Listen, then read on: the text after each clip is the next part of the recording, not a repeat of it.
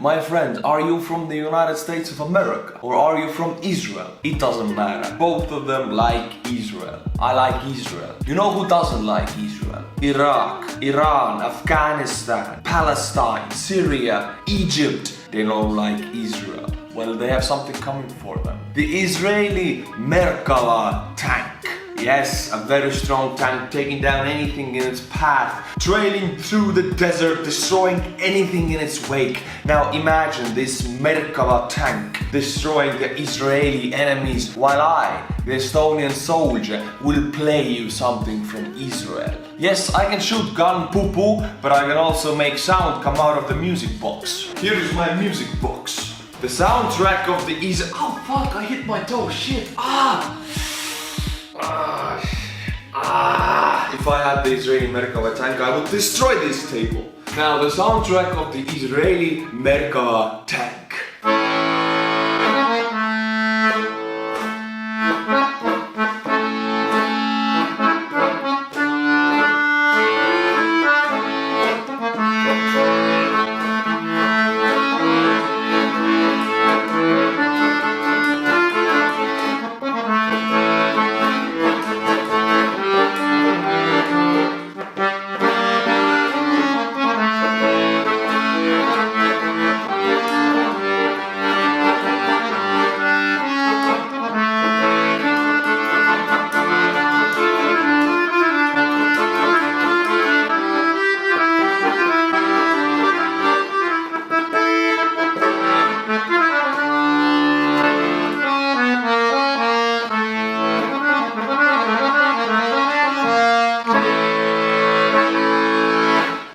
That's the Israeli Merkava tank. You don't want to mess with it, do you? Let's put away the music box and let's see what this Merkava tank is and why the enemies are afraid of it so much. I will now play you the Estonian anthem and the Finnish anthem. They are the same. Can you believe it? Estonian and Finnish anthem are the same song. Name me 2 more countries that are like that. You know what this is, my friends? It is Rohje ad. This ad has been on this channel for 1.5 years. Because of Rohje, the watch company from Finland, I have been able to survive when YouTube is doing tough times. Talking about money here. I have 2 Rohje Adventurizer watches, but they also have Artur. Those are the 2 watch lineups they have, Adventurizer and Artur. And they have a huge discount now. If you buy 2 watches, you will get 20% off. It is applied automatically, so click the link in the description below. Go and get 2 watches like I have and get 20% off. My friends, this channel could not survive without the Patreons. Oh yes, we have the Rohje, the sponsor, but we also have the patrons. As a YouTuber, I apologize for these intros getting so long. If you have the temptation to click away, then go ahead, click ahead, don't click away from the video. But I have to do this. This is part of the job, part of being a YouTuber. Expressing my thanks to the people who allow me to do this. We have Mr. Rehi, and I have to apologize for you, my friend, because Rehi has been a patron for a long time and his name was not mentioned. Well, it was. I mentioned his name in the Restrepo video. Restrepo was blocked immediately worldwide when I uploaded it. YouTube blocked it, so Rehi, I'm sorry. YouTube blocked the video that you were in. So I'm mentioning you again. Rehi, thank you for becoming a Patreon. Now we have Michelle Pierce, a woman. Yeah, we have a woman here. Every 100 man on this channel, we have 1 woman. That's the statistics. Welcome to the channel, Miss Woman. Michelle Pierce, thank you for supporting the channel. Finally, we have Wandering Dragon. We have dragons on our side. What are we? Nothing to be afraid. Merkava tanks and dragons. Thank you for becoming a Patreon. If you want to be like these people, become a patron tier 10 and above and I will mention your name and you have contributed to this channel. Link is in the description below. That's the Merkava tank, look at it! Ooh, yeah, rev up those engines! Boom, bitch! In the past 40 years, just a handful of countries have proved themselves capable of building their own main battle tanks. One of these tank powers is actually one of the smallest countries in the world, Israel. Israel's main battle tank, The Merkava series is one of the best Merkava. I would say Merkava. That sounds much better. Merkava. Woo. designed tanks ever produced.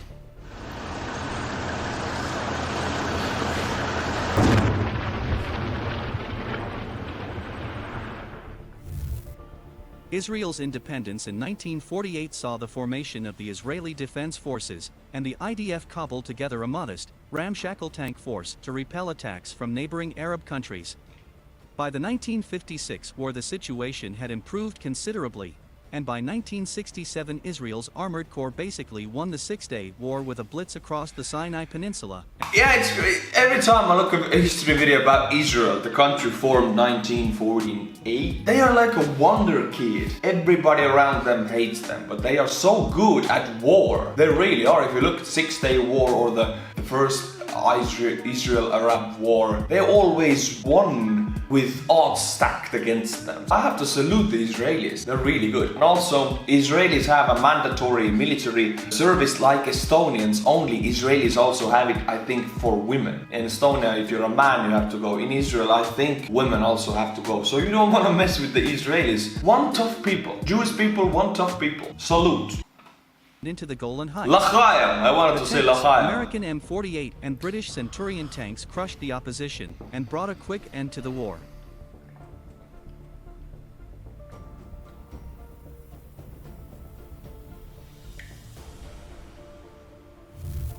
Israel's preemptive attack on its neighbors was not popular with some of its European allies. The United Kingdom cancelled a joint tank development project with Israel. France embargoed further deliveries of Mirage fighter jets and missile boats. The lesson for Israel was to decrease its reliance on foreign powers for its armaments, and in 1970 the IDF began to develop a tank of its own. It's very expensive to do that, to develop a tank on your own. You have to be a very rich nation, which Israel is, very innovative and rich. I don't want this to be like a praise song to Israel, but really if you look at their nation, they're surrounded by enemies, their population is small as a country. I mean, it's very densely populated, it's one of the tensest countries on earth. But still, a population this small, and if you look at the money going through that country, it's a big amount, and if you look at what they're doing with that money, it's even crazier. Yes, I know, they are doing some very controversial stuff with Palestine and with Jerusalem. I'm aware of that. They do some stuff that you shouldn't do as a free democratic nation, but they're doing it, and I'm against it. I don't like they doing it to Palestinians in Jerusalem, you know, forcefully making them move from their homes. It's really bad and violent, but we're not focusing on that in this video. We're focusing on Israeli military, which is a wonder kid, a total wonder kid. The job of making the Israeli tank a reality fell to Major General Israel Tal, former commander of the IDF Armored Corps, and who led the 84th Armored Division to victory in the Sinai. Tal's project was a major challenge, as Israel's military-industrial complex was in its infancy, and the country had never built a large armored vehicle before. Working from a clean sheet, Tal could build a tank from the ground up with Israel's tank warfare experiences baked in.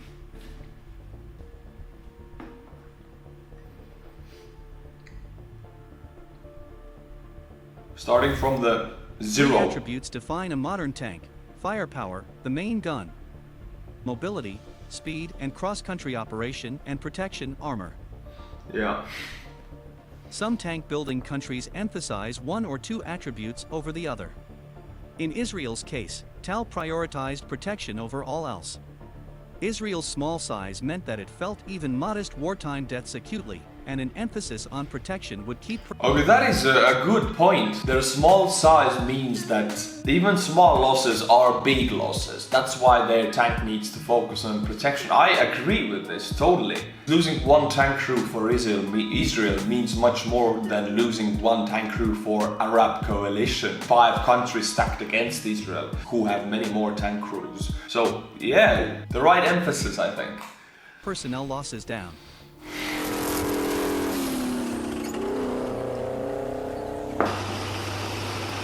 I like the look of it also, it looks a little bit futuristic with that. Protection also meant that tank crews could survive to fight again, allowing tankers to survive to continue to utilize their training and act on their experience.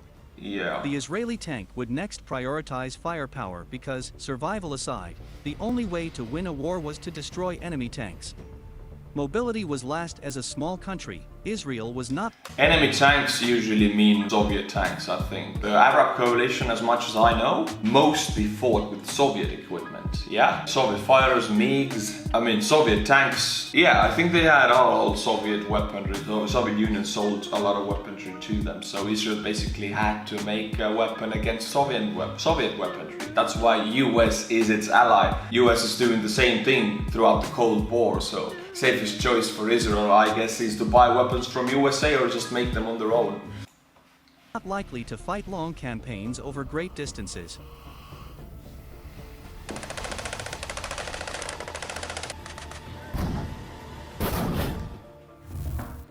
The Israeli tank's emphasis on protection manifested itself in several ways.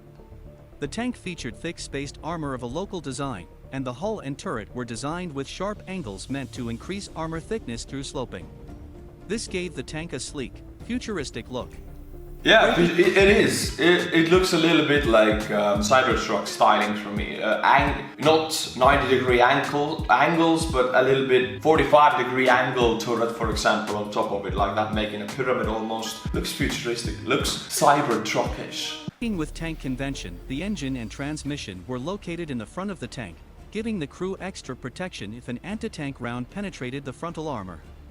Hydraulic turret control, which used a flammable fluid that burned many Israeli tankers in the 1973 war, was replaced with an electric control system, and ammunition was stored in fireproof canisters until used to minimize. This clip was aiming at a helicopter. Can tanks shoot down helicopters? I mean, they can if the helicopters are steady, but if they're moving 100 kilometers per hour, like 100 miles per hour, whatever, you can't shoot them down. You have to be accurate as God to shoot down a moving helicopter with a tank, I think. Do you know anything about this? Write it to me in the comments. I want to know if it has been done. I think Gulf War, that's what it happens. Explosion. Oh, mama! The tank's main gun was the 105mm M68 main gun, the same gun that appeared on the IDF Centurion, Patton, and M60 tanks.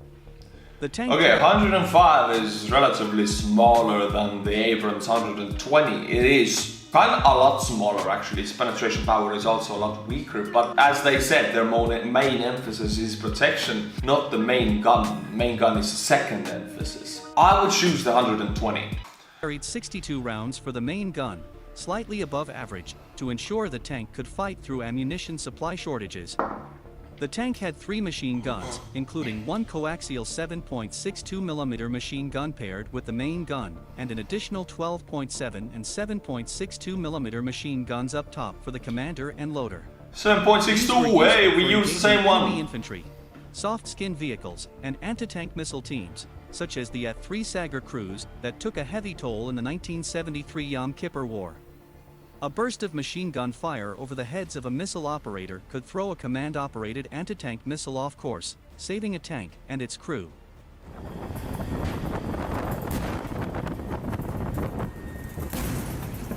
Oof. Damn. Mobility was the lowest of the 3 priorities for the Israeli tank, and the tank used just a 900 horsepower diesel engine to power a 63-ton hull, for a horsepower-to-weight ratio of 14.5 to 1. What the hell? 900 horsepower for 63 tons. I understand it's the last priority, but you guys, you gotta make a more powerful. Use the Duramax they're going to use in the next. They use the Duramax in the new Humvee, the Oscar. Use that engine. That is stronger. What? 1. As a result, the Merkava had a relatively sluggish top speed of just 28 miles an hour. Yeah, this was in contrast to the American M1 Abrams, which had a set top speed of 45 miles an hour. M1s are sick. They're sick fast, because I think they didn't use a diesel engine. They used a multi-fuel engine, didn't they? Like the engine, you can put anything in there. Am I correct here? But M1s are also just a wonder weapon for me. To weight ratio of 25 to 1. Given that Israel is just 263 miles across at its widest point, it's hard to argue with making mobility the lowest priority. Okay, yeah. Yeah, true. If you think about how narrow the country is. Yeah. Come on, you can do it. You can do it. Yeah. The new tank, known as Merkava Chariot, was unveiled in May 1979.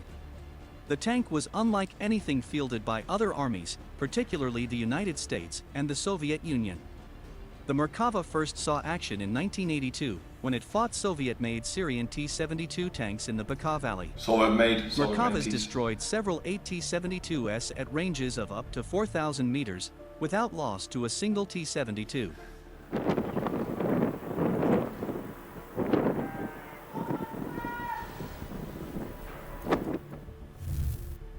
Israel's frequent wars have resulted in a consistent flow of combat experience, resulting in new and progressively improved Merkava tanks.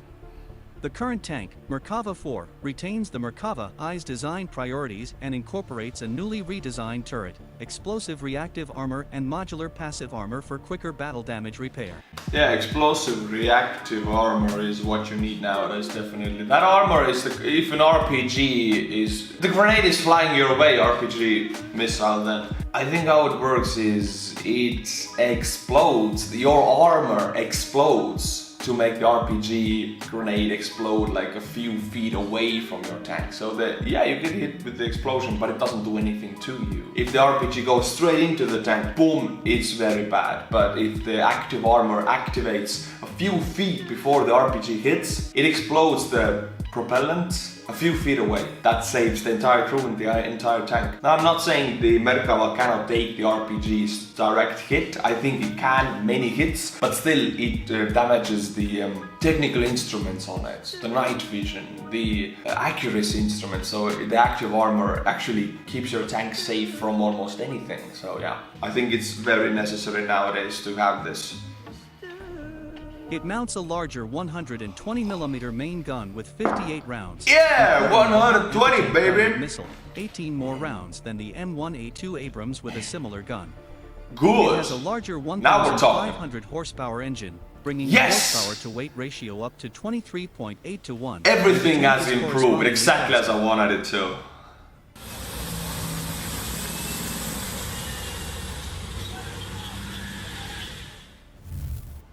The Merkava is protected by the Trophy Active Protection System, which uses a combination of turret-mounted sensors and explosively formed projectiles to shoot down enemy tank gun rounds, rockets, and anti-tank guided missiles.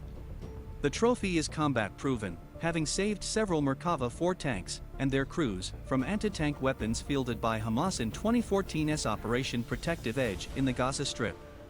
Israeli tankers are also set this year to experiment with Iron Vision, an augmented reality system designed to allow crews to see outside of their tank with a combination of VR goggles and distributed aperture system.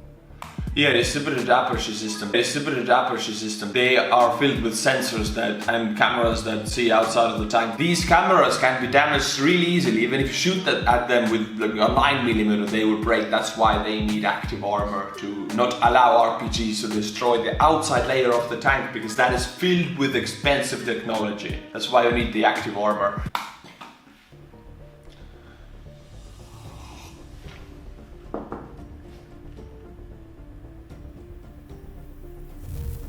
An iconoclastic tank in the world of heavy armor, Merkava is also a proven combat winner. While not the tank for every army, it is the perfect main battle tank for the Israeli Defense Forces. Yeah, not the tank for any army. For example, Russia and the United States both need tanks that are fast. Russia is big, they need a fast tank, and USA is fighting all over the world, which means a vast area of land. They need to be fast, but Merkava is only in Israel, which is a very narrow strip of land, and it's very lengthy. It being very narrow, you don't have to be fast because the distances are so small. You need to be protected. The USA tanks, they need to be protected and fast. That's why M1 Abrams was, before Merkava, it was much powerful. But now the Merkava has gained on it. We're talking about 1,500 horsepower and 120mm main gun. It has caught up with the M1 Abrams, but M1 is going to go a step ahead now. Also, they're making a new tank. So I think M1 is one step ahead, but Merkava is very close behind. As important as tanks are to Israel's security, the country has already started the development of a successor to the Merkava 4 well before it reaches obsolescence. As Israel's enemies already know, the Merkava will be a tough tank to beat. Oh yeah. Israel's enemies don't have much against this tank, only anti-tank missiles perhaps. Oh boy. Oh boy. I like what I'm seeing, truly like what I'm seeing. Estonia and Israel don't have much in common. Maybe we're both small nations geographically, but Israel's population is like 10 times bigger than Estonia's population. So yeah, not much in common. But still, I love the tank, I love the idea behind it, and I love the fact that they actually thought about what the country needs, not just made a tank. They thought about, oh yeah, we don't need much mobility because we're a small nation, we need protection. I like this kind of idea where you actually make something that is necessary. That shows that Israel knows how to make money work for them, make good tanks, good weapons. My friends, thank you for watching. Thank you for being on this journey with me. I've been recently making more videos and people have come back to my channel. Not subscribers, I've been losing subscribers for 2 months now. But thank you for being a Patreon. If you are not a patron, head on to the Patreon. The link is in the description below. And as always, my friends, stay cool and bye bye.